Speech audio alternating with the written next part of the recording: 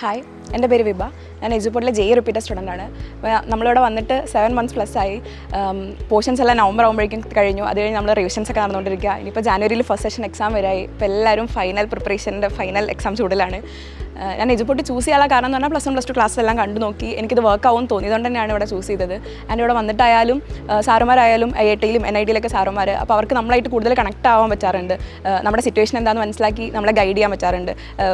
ഇപ്പോൾ നമ്മൾ എങ്ങനെയാണ് ഇമ്പ്രൂവ് ചെയ്യേണ്ടത്, നമുക്ക് എന്തൊക്കെ കാര്യങ്ങൾ മാറ്റാൻ പറ്റും, നമ്മുടെ പ്രിപ്പറേഷൻ എങ്ങനെയാണ് പോയിക്കൊണ്ടിരിക്കുന്നത് എല്ലാം അവർ പ്രോപ്പറായിട്ട് പറഞ്ഞു തരാറുണ്ട്.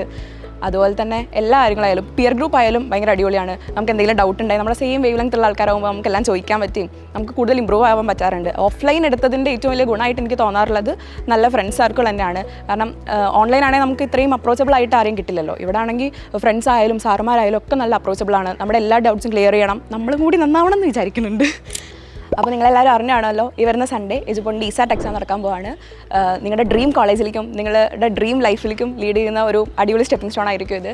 അപ്പോൾ ഇതുവരെ രജിസ്റ്റർ ചെയ്യാത്തവർ ആരെങ്കിലും ഉണ്ടെങ്കിൽ രജിസ്റ്റർ ചെയ്യുക. ഈ ഒരു ഓപ്പർച്യൂണിറ്റി മാക്സിമം യൂസ് ചെയ്യുക.